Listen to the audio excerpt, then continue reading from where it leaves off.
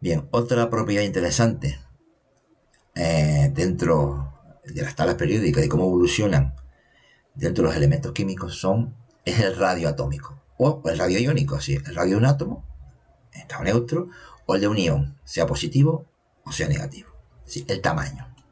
Esto puede parecer una contradicción, puesto que si vimos en el principio del tema de las estructuras de los átomos, que por el principio de incertidumbre de Heisenberg y por el tema de los orbitales, de probabilidad de encontrar los electrones, realmente no podemos hablar del tamaño de un átomo, es decir, dónde empieza un átomo y continúa el siguiente. Es decir, tenemos dos átomos unidos, ¿dónde acaba uno y empieza el otro? ¿Qué radio tiene ese átomo? Pues en teoría parece una contradicción, pero bueno, realmente estas medidas de los radios atómicos se toman cuando un elemento está formando parte de un compuesto químico. ¿eh? Y se hace de la siguiente manera. Pasa que tiene sentido, tenemos dos átomos unidos mediante un enlace y mediante rayos X se puede medir las distancias entre los núcleos. Bien, si estos dos átomos son iguales, si dividimos por 2, podemos decir que este átomo tiene un radio determinado y este otro átomo tiene otro radio determinado, que en este caso son los mismos. Mediante medidas de rayos X, de difracción de rayos X, se pueden medir los radios atómicos de los distintos átomos en los distintos compuestos químicos. Lo mismo ocurriría en los compuestos iónicos o metálicos. Mediante rayos X se pueden medir esas distancias entre núcleos.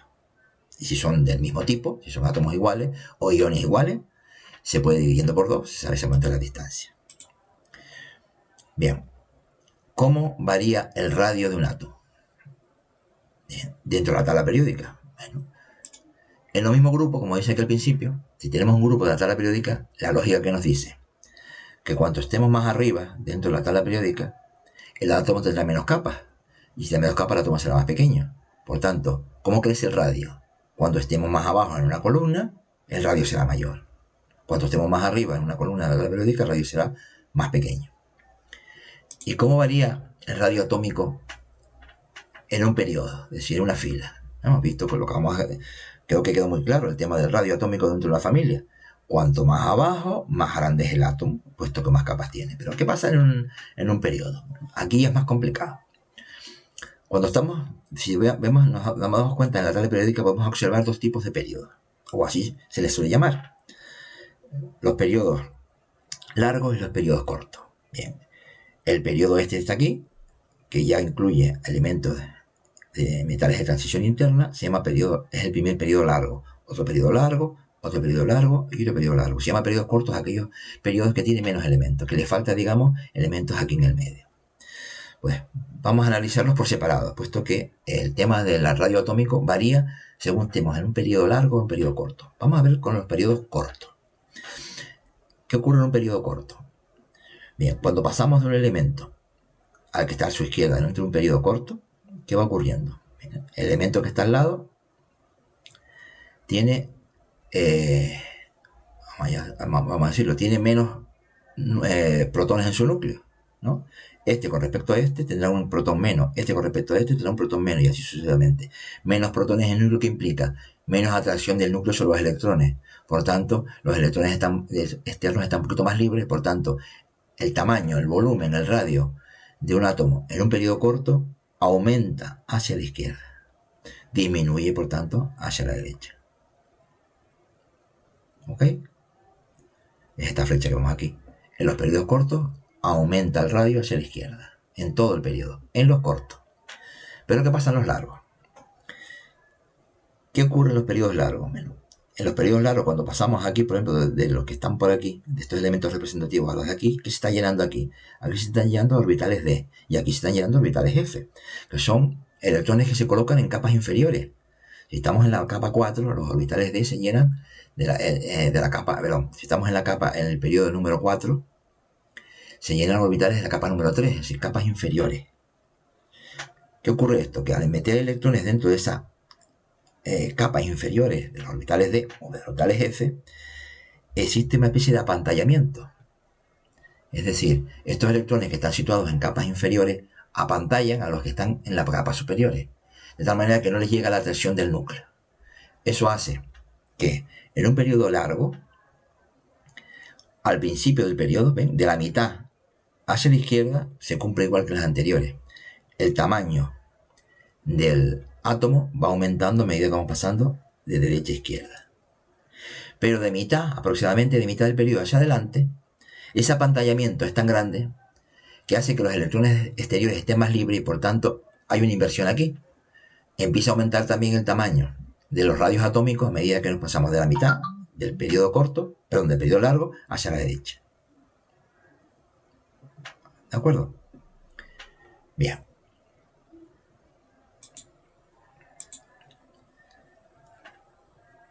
Es interesante también analizar y ver el tamaño de los distintos iones y comparar su tamaño, ¿no? ¿Qué pasa cuando el elemento ha ganado o ha perdido electrones? ¿Cómo varía su volumen, en este caso su radio atómico? Bien. En el caso de un catión, es decir, un ion positivo, es un átomo que ha perdido electrones. ¿Qué nos dice la lógica? Que al perder electrones respecto al átomo neutro, el catión tiene menos electrones e incluso en capas inferiores. Tiene menos capas que el átomo neutro, con lo cual siempre un catión va a ser más pequeño que su átomo neutro correspondiente. ¿Ok? Un átomo neutro al perder electrones se hace más pequeño. Tiene sentido. ¿Qué pasa en el caso de un anión? Un átomo que ha ganado electrones. Con respecto a su átomo de estado neutro, vamos a silenciar el móvil. El caso de un átomo, un anión, respecto a su átomo de estado neutro, ¿qué ha ocurrido? Que el anión ha ganado electrones, tiene más electrones, pero no los gana en distintas capas, lo gana en la misma capa. ¿Qué sucede con esto? Que en el núcleo va a haber menos protones que los electrones que tienen a su alrededor con respecto a su átomo en estado neutro, con lo cual habrá menos atracción del núcleo sobre los electrones. Y eso hace que los aniones sean más grandes que sus átomos neutros en cuanto a tamaño. Creo que también se puede entender eso de forma sencilla. Un caso especial es el caso de las especies isoelectrónicas, es decir, especies diferentes pero que tienen el mismo número de electrones. Vamos a verlo con un caso concreto y lo podemos explicar con facilidad. Tenemos tres especies isoelectrónicas. Tenemos el ion sodio más, que tiene 11 protones, y como ha perdido un electrón, tiene 10 electrones. El neón, que es un gas noble, como ustedes saben, tiene 10 protones y 10 electrones. Este no ha ganado ni ha perdido nada. Y por último, el ion flúor, que inicialmente tenía 9 protones, ha ganado un electrón, pues también tiene 10 electrones. Ven cómo estas tres especies son diferentes, pero ¿en qué se parecen? En que a las tres tienen 10 electrones, 10 electrones, 10 electrones. La pregunta es, ¿son exactamente el mismo tamaño de tres especies? Y la respuesta es clara, no son del mismo tamaño. ¿Por qué? Porque aunque tengan la misma estructura electrónica, hay algo que ya lo hace diferente, que es el número de protones. El sodio más, ¿qué sucede en el sodio más? Que tiene 11 protones, más cargas positivas. ¿Qué pasará con estos 10 electrones? Que serán más fuertemente atraídos. Por tanto, ¿cómo será el radio de este átomo respecto a los otros dos? Más pequeño. Es el más pequeño de los tres. Este tiene término medio, tiene 10 protones y 10 electrones, y este solo tiene 9 protones en el núcleo, y por fuera hay 10 electrones. Por tanto, estos 10 electrones están menos atraídos por los 9 protones, por tanto están un poquito más alejados. Por tanto, este sería la especie más grande en cuanto a su radio, esta la intermedia y esta la más pequeña. Este sería el orden natural de estos radios. El más pequeño, el sodio positivo, el intermedio, el neón, el átomo de neón, y el ion fluoruro, el átomo de flúor negativo, el ion negativo de flúor, el más grande de los tres. Bien, pasamos a otras propiedades interesantes que son los estados de oxidación, o que llamamos vulgarmente las valencias, ¿no? Están relacionados con la estructura electrónica y por tanto también se ven influenciados por esto que estamos viendo y por tanto por la forma, el sitio donde están en la tabla periódica. Bien, nuevamente solemos decir que los estados de oxidación más importantes corresponden a ¿qué? A pérdida o a ganancias de electrones para intentar parecerse a un gas noble.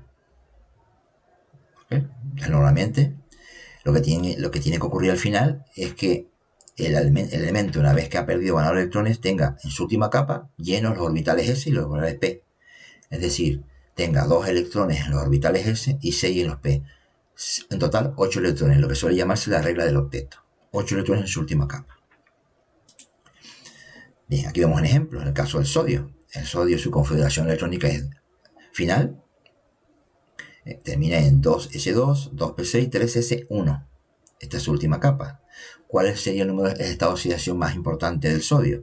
Pues perder este electrón de aquí para quedarse con la capa anterior, que es esta, la subcapa esta, totalmente llena. 2 y 6, 8, era el octeto.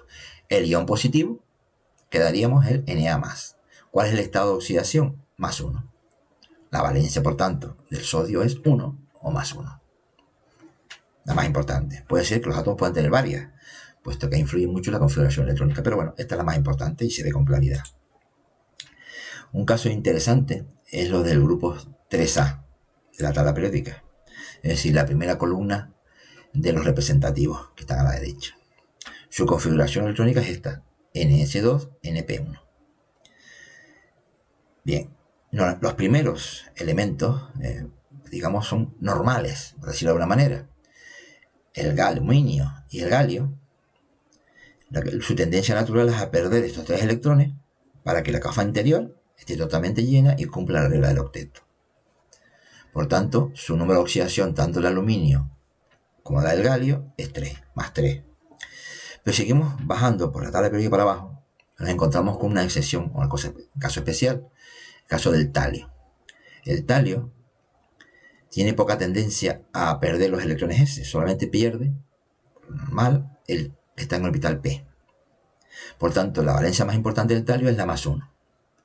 Es una excepción a la normalidad.